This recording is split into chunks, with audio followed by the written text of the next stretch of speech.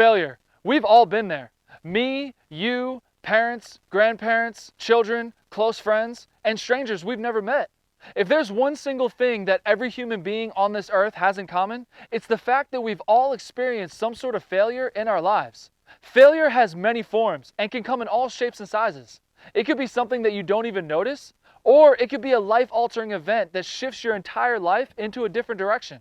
In today's Bullpen Bulletin, we're diving into a mindset that I call Get 1% Better.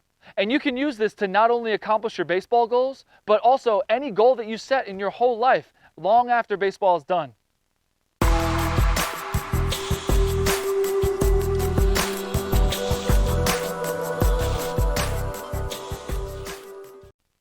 Hey team, Coach Hart here with Building Better Baseball, the best place for baseball education. This channel is for youth baseball players and coaches who want to take their game to the next level. It's full of fresh tips and new advice for baseball improvement. If we're meeting for the first time and this is your first video, I'd like to say, welcome to the team. Don't forget to hit that subscribe button so you don't miss any of my weekly videos to help level up your game.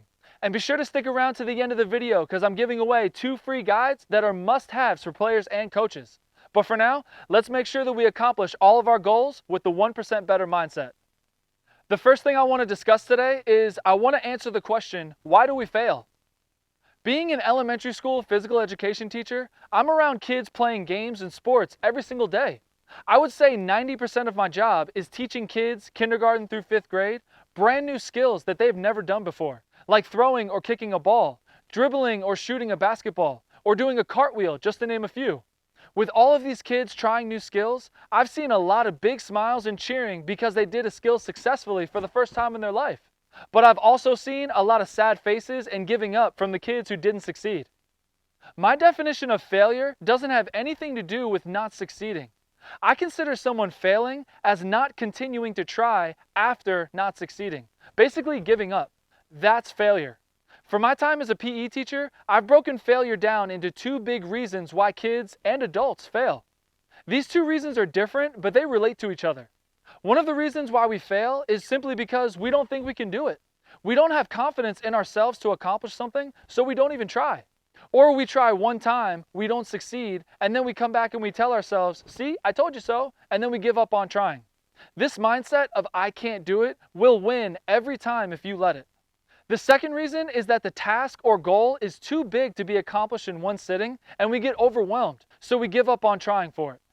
This goes with the previous reason in the fact that we see this big, huge goal that we want to accomplish, like playing high school baseball, for example. But it's overwhelming because of its size and the amount of time that it will take, and then we don't think that we can do it because the end is too far to see from where we are right now.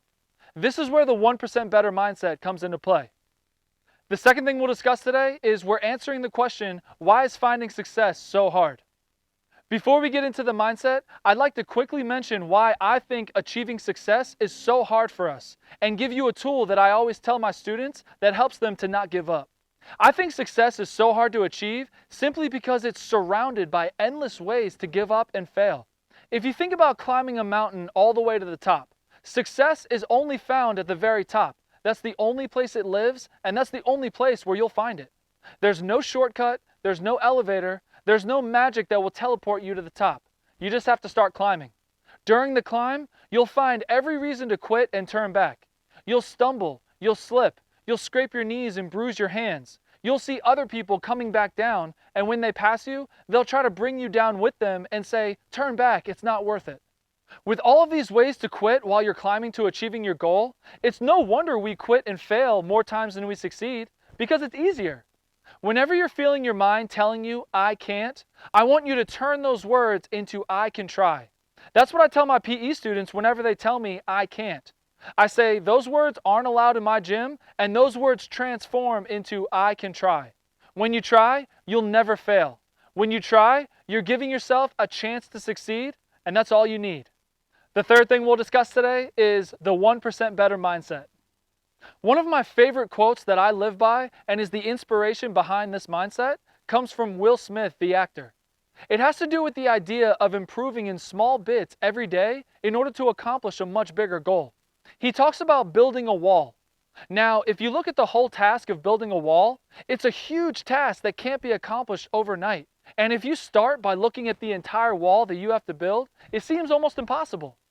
His quote is, "You don't set out to build a wall. You don't say, I'm going to go build the biggest, baddest, greatest wall that's ever been built. You don't start there. You say, I'm going to lay this brick as perfectly as a brick can be laid. If you do that every single day, then soon you'll have a wall." This quote is so powerful because it applies to any goal that you set in life. Goals are big tasks, like building a wall. But if you break the goals down into little mini goals to accomplish every day, like laying each brick as perfectly as you can, then those little mini goals will add up to accomplish the big goal. I call this idea getting 1% better every day. If you have this mindset of getting 1% better every day, just trying to improve or accomplish one thing every day and have laser focus on that one thing to improve on, before you know it, you'll accomplish what you want to accomplish. With this mindset, your goals will be much more achievable and you'll have a much greater chance to stick with them. If you try and get 100% better in one day, that's just a greater chance for you not to succeed and for you to give up. If you're working on the mechanics of pitching or hitting or anything else, focus on one thing to work on. Work on only that one thing for that day of practice and make that part perfect. Then the next day, focus on something else. Keep doing this every single day, and before you know it, you'll be where you want to be. This is the best way to accomplish your big goals, to break them down into little bite-sized pieces, and to have the mindset to get 1% better every day. Let me know in the comments below, how do you feel about the 1% better mindset? Does it make sense to you? And do you think that you can use it? I'd love to hear your thoughts. Now it's time for the best part, the free guides. If you look down in the description area, you'll find my free baseball equipment sizing guide. This guide explains every piece of equipment that we use in baseball, and most importantly, if you've ever wondered what kind of size bat or glove to get, this guide shows you exactly how to find your perfect size. There's also a free 2-hour practice plan for coaches who are looking for some help in making their practices more efficient. It has 2 practice blueprints and has everything you need for a quality practice. Don't forget to grab yours down below. I know your time is valuable, so thank you for spending some of it with me today. I hope this video shifted your thinking on accomplishing your goals, and you can use it not only to accomplish your baseball goals, but also throughout your life to accomplish your life goals. I'll see you next week for another edition of the Bullpen Bulletin.